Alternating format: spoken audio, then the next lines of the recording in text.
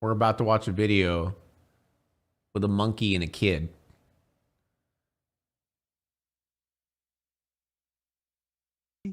Stories of humans being raised by animals have fascinated mankind. Oh my God, it's so quiet.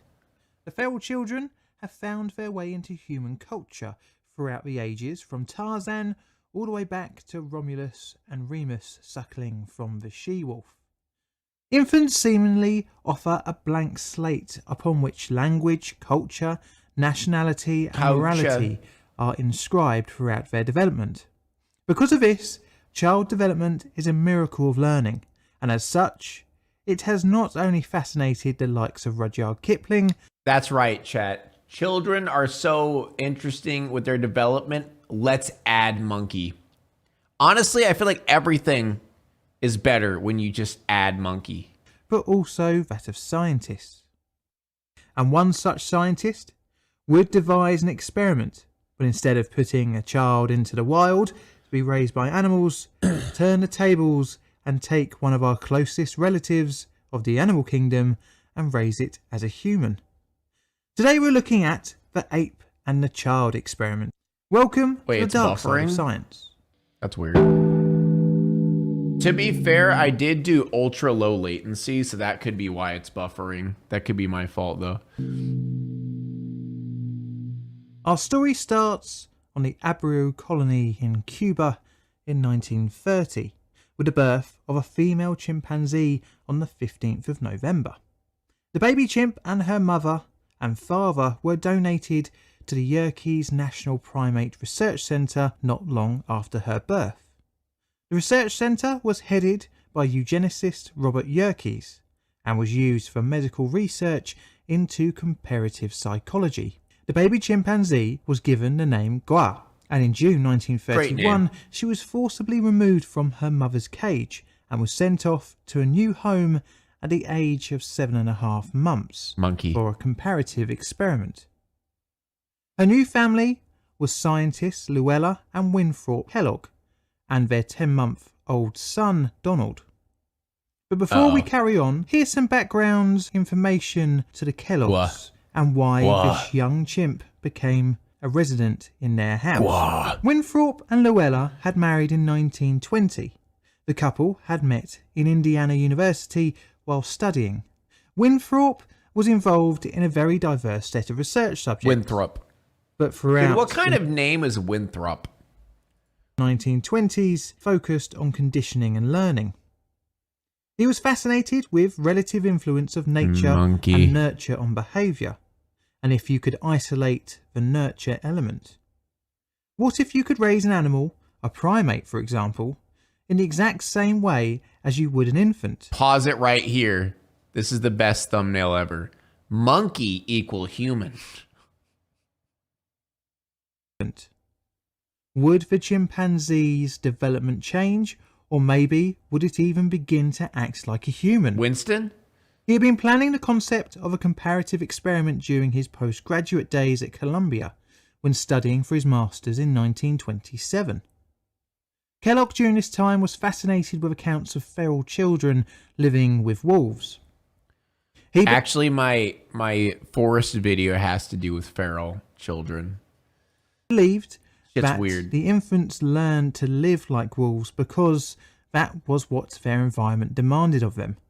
Thus, if the tables were turned with a wild animal could nurture overall heredity and even humanize it, the birth of Kellogg's first child offered a unique opportunity, and that was to comparatively raise the child alongside a primate.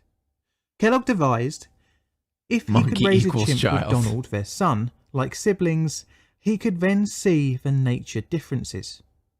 The chimpanzee wouldn't be a pet, but treated in the exact same way as the human child.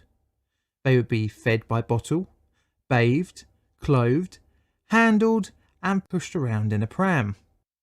It would be induced to walk upright the same as a child, and would be corrected in its mistakes like a human as well. The chimpanzee would also be taught and encouraged to eat with a spoon.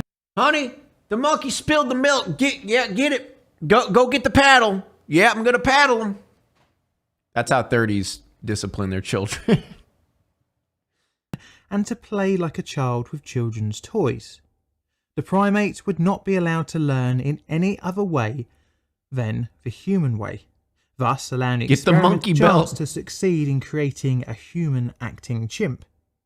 In order to facilitate his experiment, Kellogg would seek help from Yerkes.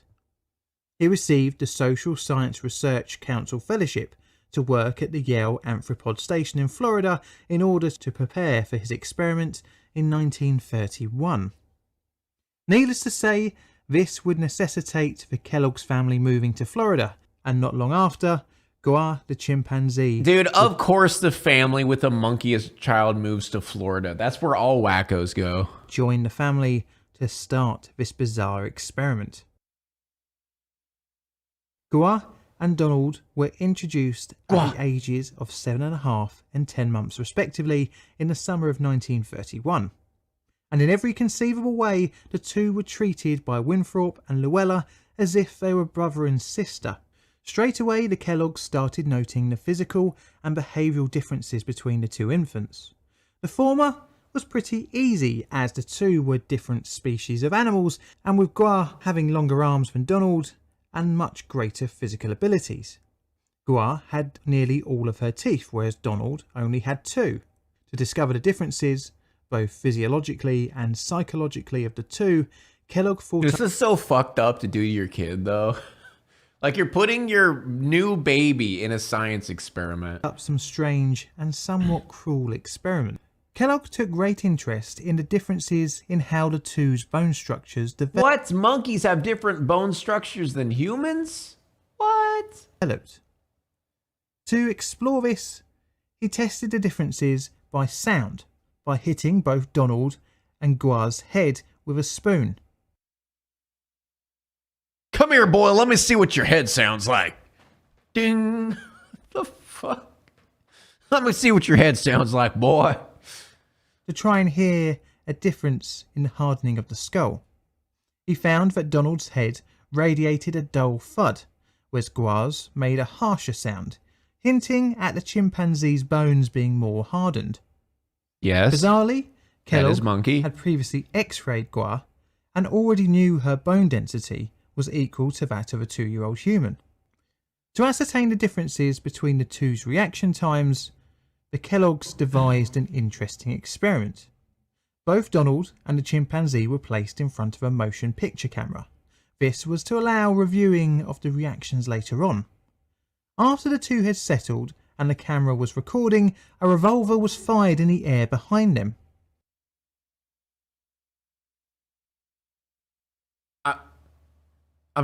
What? Yeah, just go straight for the revolver with the baby. Yeah, just go straight for the revolver. Yeah, maybe something else. You know, maybe pick something that's not deadly. Dude, the 30s are fucking crazy, man. What the hell? Both were startled, and it was just... What the fuck? That's like right next to him. Camera was recording. A revolver was fired in the air. It's right there. What the fuck? Dude, just like slap some pans together or something. Like, why do you have to get a gun? Behind them. Both were startled, and it was discovered that Goa reacted more quickly than her human sibling. The experiment was repeated a few months later with... Why would you repeat? What are you doing to this child? 5 other children, ranging in age between 17 months and 8.5 years. Hey kid, can you sit here for a second? Oh, this gun? Oh, nothing. No, don't worry about it. The basic day for the 2 test subjects consisted of a 7 a.m. wake up with 7:30 a.m. breakfast. Then until 8:30 a.m. sit with the adults at the breakfast table. From 9 in the morning until lunch, the time would be filled out with controlled observations, car rides, outdoor and indoor play, photographing, and various experiments. You know, normal After child lunch, stuff. At 12:15, nap time followed by a bath time. And between 15:30 and 1600, more experiments, observations, playtime and tests. To end up the day at dinner at around How is this okay to 1800 do? hours, It's the 30s, man. You could literally do anything you want and get away with it. followed by bed at 1830. The days were not always run strictly to this plan, as the Kellogg's had various different engagements. During the experiment's initial 2 weeks, Guar's reflex behaviour was recorded. An interesting behaviour was noted. The chimpanzee had issues in her balance after standing upright. There were two conclusions that the Kellogg's family made about this. The first being The fact that it's a monkey. due to her still not being fully developed. But the other conclusion was that she was becoming disorientated due to having to look up at her human observers more than if she was in the wild.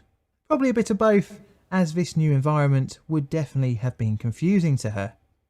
Gua adapted very quickly to her new sleeping arrangements. A cot was constructed and was designed to be usable for an infant child with mattress, clean linens and even night clothing. When this was temporarily removed, her reaction was predictable. She began to cry out in despair. Gua's reactions when sleepy were very characteristic of a human child. When picked up, she would try and cuddle Damn, up, baby, not and when crawl sat fast. up, her head would nod down, only to come back up startled by the motion. For the first 2 months, Gua napped more than Donald, mainly after meals, but as she got older, she slept less in the day, eventually getting to the one nap as outlined in the day schedule. Donald, on the other hand, was sleeping 2 or more hours in the afternoon nap time.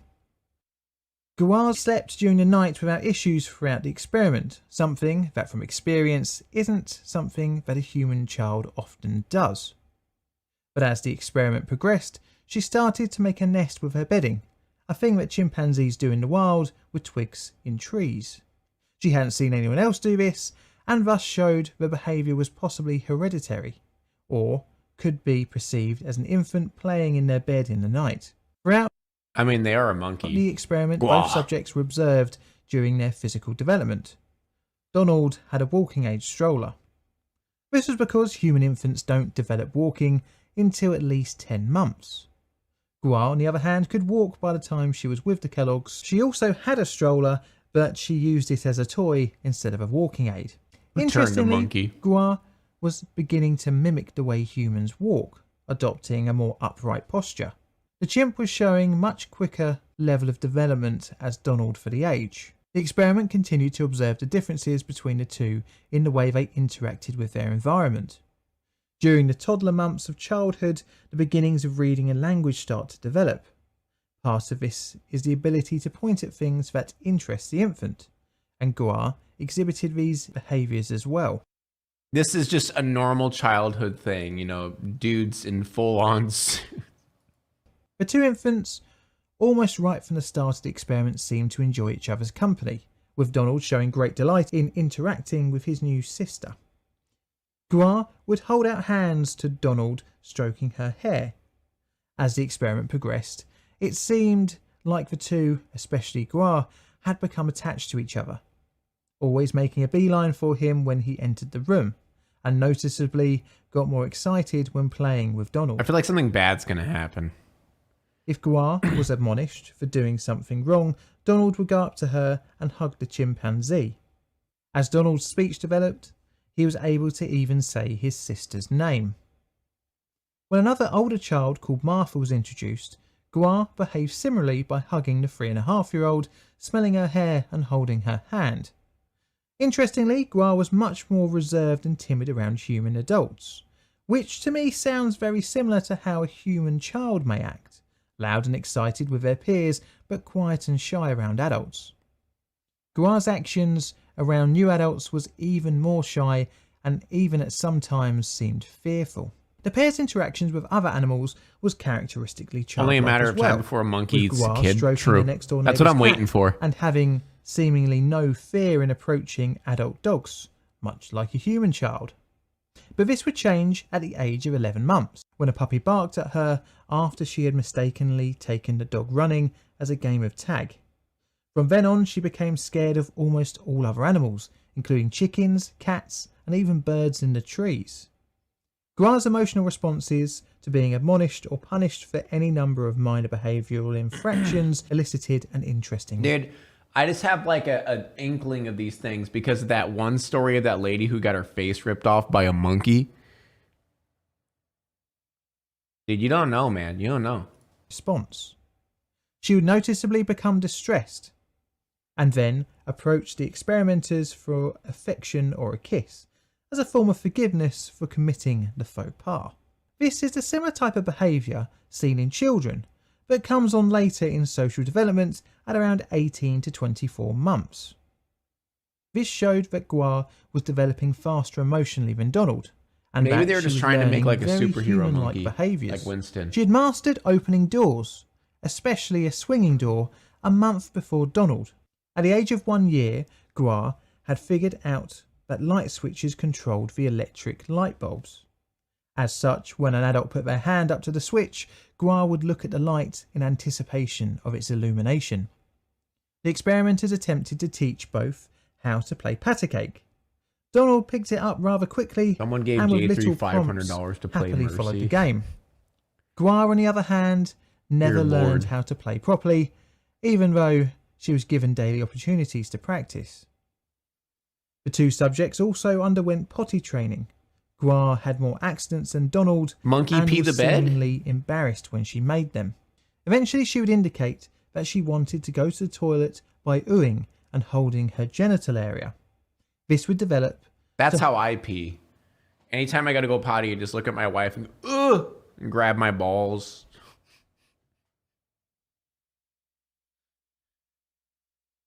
Amy, ooh, ooh. You gotta go potty? Ooh. her going to an experimenter and sorry. indicating by tugging on the adult's trousers. Throughout the experiment, both the subjects were given the opportunity to use a spoon. Like many other observations, the Kellogg's saw Big that Y, Gua what do you mean? This is normal stuff, bruh. was way ahead in proficiency than Donald. By 13 months, she was using the spoon for self-feeding with little mess, in contrast to Donald, who had mastered the skill by Are we starting to realize that monkeys are just better than humans? around 18 months. Another test was devised where a reward was placed behind a wire mesh attached to a door frame. The only way to get to the reward is via the use of a hoe to drag it under a small gap in the mesh. Okay, calm down with Although that language. both figured out the solution at around 100 attempts, Gua proved to be more consistent in her success rate. The Kellogg's wanted to probe Dude, I'm telling into you, a monkeys vital are just part of smart. the human experience next, and that was something that makes us unique. They're more smarter than Language. us human.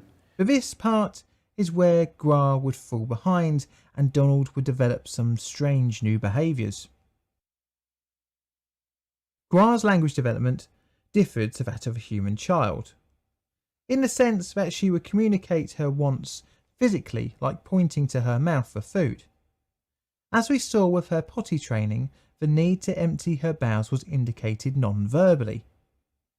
This was the same for when she wanted to play, by grabbing one or both hands of her intended playmate. She would also pull experimenters' hands to items she needed help with. The vocal communication Gua achieved was limited to oohs, ahs and grunts. Me. This is That's where me. Donald exceeded, as almost from the start of the experiment he was attempting to vocalise his emotions and needs. Remember, chat, monkey equals kid. This would develop into vocalising actual words, a feat Gua failed to reach. But something rather worrying began to become apparent in Donald, in that his speech became stunted.